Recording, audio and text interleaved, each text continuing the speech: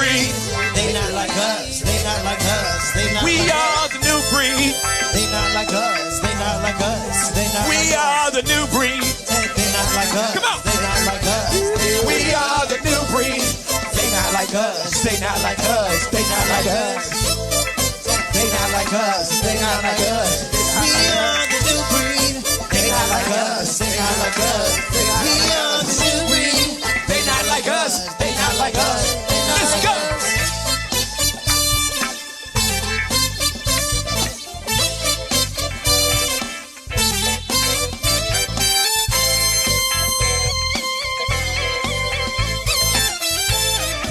Well.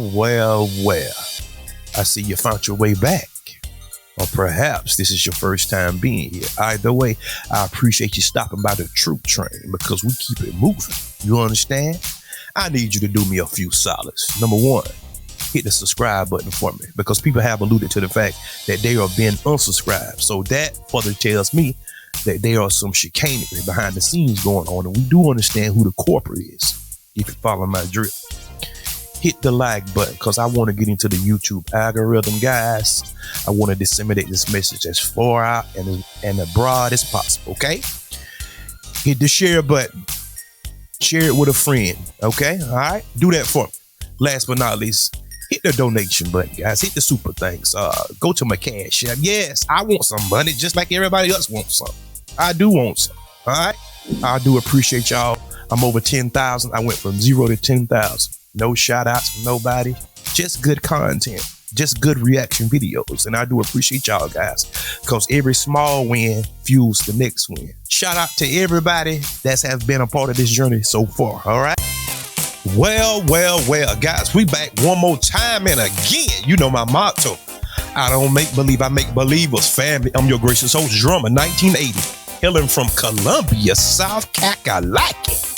I hope you're having a good day today. And if that's not the case, ask yourself why. Because remember something, family. Remember, happiness is an inside job, and it will always be an internal affair. But guys, we back today again with another reaction from the Daily Wrap-Up crew. They have a special guest by the name of Tariq Nasheed, aka King Flex. That's my man, guys. And they're gonna have an interesting conversation. I'm gonna call your attention to the screen, guys. Get your popcorn and let's have the conversation. Let's go. So what do you say about, because the whole conversation about reparations, I know you have the rally for reparations June 15th in DC. And what do you think about the people that's saying that how you just should distribute reparations, or what black people should get reparations, or should all black Americans get reparations? Like, what's that conversation? No, the reparations should be strictly for foundational black Americans, descendant of freedmen, because we were the ones who suffered in slavery. See, it's reparations for slavery. It's not reparations for racism, because a lot of people want to come on and get like, hey, I'm black. I dealt with racism. Selectively black people. Right. Well, they're black when it's convenient. Yeah. The thing is, we can't let everybody say I'm black and I should get reparations, because some of you voluntarily came over. You can't say I fought to get over here, but now I'm discriminated against, so I need some resources. No, this is our homeland. We've been here. We've been here from the beginning, and we were mistreated on our own homeland, and we have to get compensated. If we let other melanated people say, well, I'm black and I'm an immigrant and I should get reparations too, that opens the door for Hispanics. They can say, well, I was mistreated too. Asians can say, I was mistreated too. I need to get in on that. So that's going to open the door to a lot of bad things to happen, just like affirmative action. Affirmative action was supposed to be for black people. Right. Then we let them slip in one word and messed it all up. Minority. Nobody was using minority in the 1960s until 65. When we start saying we need to get something to be compensated, they say, well, let's do it for minorities. They slipped that word in, and everybody and their mama ran in the minority door and got affirmative action. And we're the last ones to get it. We didn't get nothing. White women started being minorities then. White gay men, white Hispanics, everybody's a minority. Handicapped people, they're minorities. So we're not playing those word games. So we tighten the language up by saying, hey, we are foundational black Americans. We are a specific lineage and ethnic group, and we're supposed to get these resources that are owed to us because we have a specific debt. Are we talking anything outside of money that we... Family, I concur wholeheartedly with everything that he just said. Reparations. Listen. Reparations is for foundational Black Americans. If you don't understand that, the descendants of slaves, okay? If you can trace your lineage back to 1870, pretty much, your people was enslaved here. Those are the people that get the money. Black people that endure this pain, this egregious act, this stain in American history, okay? So why is it such a daunting task that everybody want to throw out these questions? Like, well, who get it?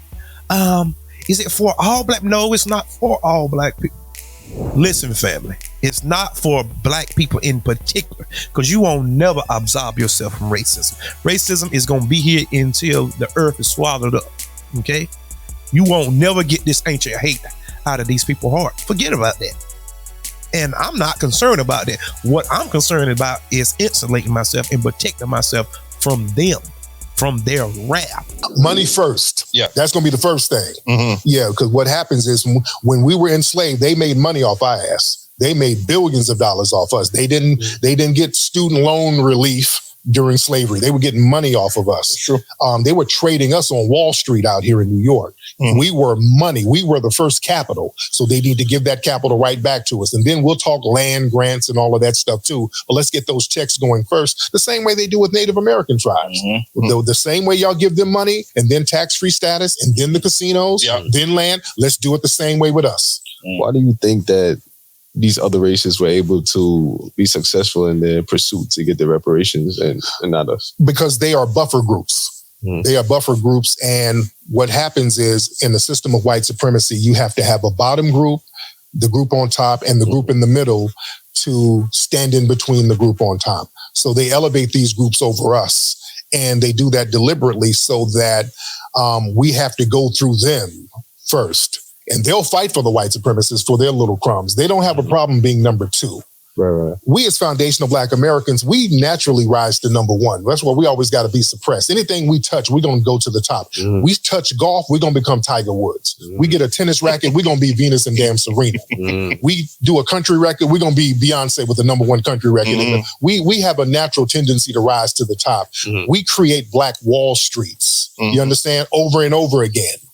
That's why we're the first people on this land to be bombed from the air. In Tulsa, Oklahoma, they dropped bombs on those Black people to destroy their community because they were upset that Black people secretly became millionaires. What they did in Tulsa, Oklahoma, they just kind of threw Black people out there, saying, just going out there.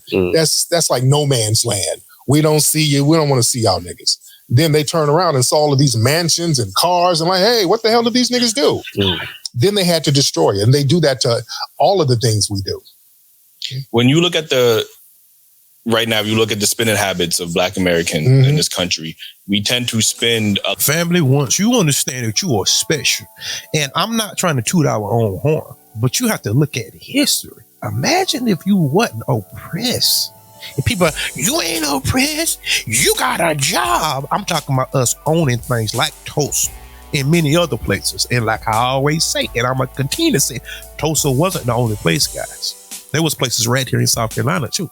There was places in Georgia. There was places in North Carolina, across the whole country. People can tell you where towns was that literally had freeways ran through it, roads put through it, eminent domain, nuisance junctions, lakes put on the top of it, dams built, cities built, airports built on. I'm telling you, across the whole United States, guys. Don't let nobody sit up here and talk in your face like you stupid. And if you are stupid, you need to get educated, okay? Because at some point, something got to give, guys. And that's all that I'm going to say on that. But something got to give at some point. Them 3 surviving victims in the Tulsa, Oklahoma massacre riot, the Supreme Court in Oklahoma just denied them reparations. And I did a whole video about it. Go back into my archives and check it out, guys. 3 people. One lady was 110, one of them was 109, and the man, I think, was 102. 3 people, and they denied him. So what is the excuse? You can't come up with no excuse because they living, but yet they want you to feel sorry for these other people.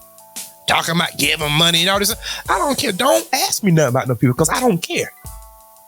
I'ma pray for them, and that's it. Don't ask me nothing about no people in no Ukraine, no Russia, no Jeru. Don't ask me nothing about nobody else. First, you have to take care of home first, and I don't want to hear it. I don't have no tears or no blood for nobody else, and that's how I feel about it. Until we get our stuff together, until you make us whole, I don't care nothing about nobody else or what they doing and that. Oh, it's it. Well, I'm sorry to hear that. But our kids dying too. They people being killed over here for running. So I handle your own business. Okay? And that's how I feel about it. Don't ask me nothing about what's going on over there in the Holy Land. Don't ask me nothing about that. A lot on non-black goods, luxury goods, fast food, hair, beauty products. Are you afraid that if we are given the reparations, that we will just spend it on frivolous things and give it right back? There were some who will do that. And the frivolous thing, that's fine because that'll stimulate the economy. Reparations will be great for the economy because we will stimulate and bounce the money in the economy. And the dominant society, they'll say, well, we don't want to give y'all Negroes reparations. You're going to be so irresponsible. If they thought that, they wouldn't have a problem with it. They know that if we get equal footing financially, well, we're going to have Tyler Perry's and Bob Johnson's. We're going to have cats balling the hell out. They know that. They know that we got people who got the ingenuity to create all types of industries that's going to rival what we have going on out here now. So that's the real problem. They don't want us to get too much of a strong financial footing in this country because we can do that with the deprivation that we have. We can create things even out of the deprivation. Look at the Birdmans and the Jay Princes and people like that who have been denied resources, and we can still pull things together. So just imagine if we get equal footing.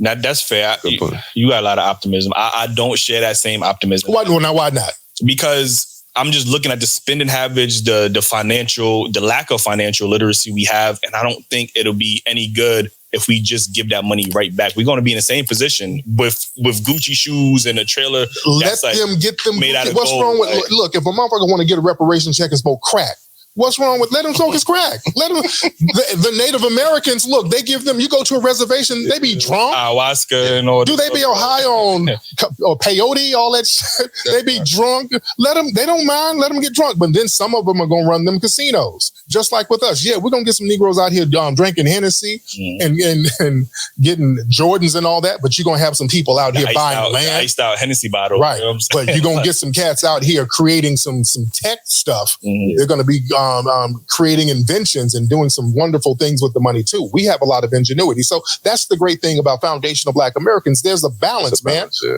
We got a lot of riffraffs and we got a lot of phenomenal, iconic people. That's a good thing. I don't focus on the riffraffs. There's always going to be a riffraff. I want to see what our iconic people are going to do, what our geniuses are going to do. That's the thing we should look at. And that's what the dominant society, that's what they're afraid of.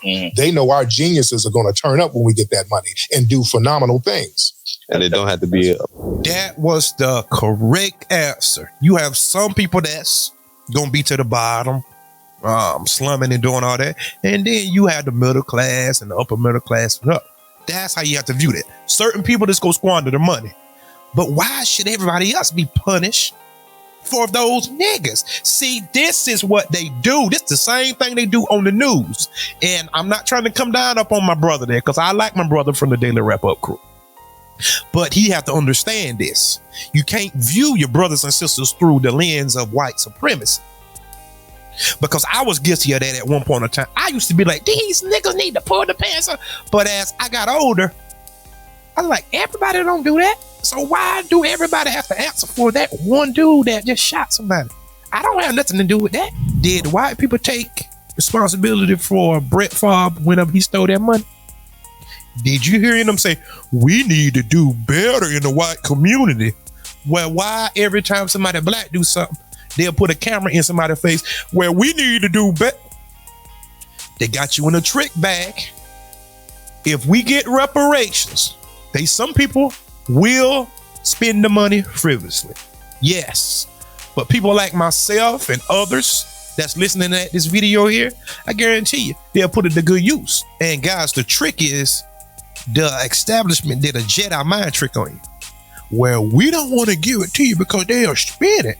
If that was the case, they would have been gave it to you. they would have been gave it to you, but they know.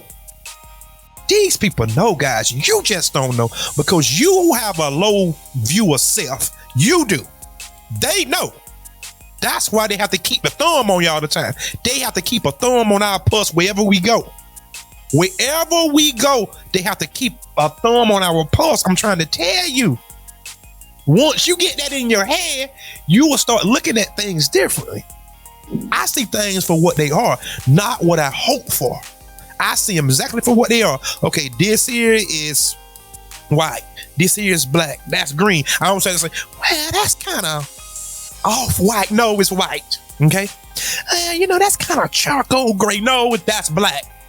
Okay? What you see, call it for what it is. See, but you got some people that'll pull the Jedi mind trick on you and pull the wool over your eye. And then they'll have you talking for them and they don't have to say nothing but just sit back. Like the Stephen A's do. Like the Candace Owens do. And you see what she got in here, the boot. Now, I didn't mean that. I meant it like this. Yeah. Okay, then. But guys, don't worry about what these people do with their money. If they want to smoke rocks, do meth, buy rims, whatever they want to do, let them do that. While the others do things that are meaningful, okay? So never look at your people through the eyes of the establishment. All right, let's ride. A large percentage. Absolutely not. Absolutely. But I'm more afraid of the people that's in our community that look like us, that's not willing to protect those type of people. You get what I'm saying? If we get the money, look at our community the way it is. Our communities, we got the ox on every corner. We got everybody the Chinese on the liquor store. We just gonna be giving them the money, like, you know what I mean? And then they're already in our community profiting off of black people, like, you get what I'm saying? So we're just gonna go right to the liquor store. We're not gonna buy the liquor store. We're gonna just spend all our money at the liquor store, like, you know what I mean? But then it's going, like you say, it's gonna be that one dude. I'm like, you know what? I'm buying this liquor store now. And see, this is why we're gonna have people who are going to use that money and use it to get political power. See, why do we have Asians and all of these other groups who own the liquor stores on the corner? That's a political thing because the political structure gives them a leg up and they deprive us. The reason why we don't have this, and I own a museum out in Los Angeles and we deal with this. With black people, the city and they play these little permit games with us. Yeah. We got to get a special permit for this, a special permit for that. There's a noise ordinance. They play these little games because we don't have our people in the political positions. They use these buffer classes to get these businesses, and they don't target them the way they target us. They let the Asian business owner sell rat sandwiches. The sink is dirty, food all on the floor. They don't go in there and stop them. They got weird stuff going on in the back. They're trapping in there in some of these places. With us, man, we got to be on our P's and Q's. And they still try to shut us down.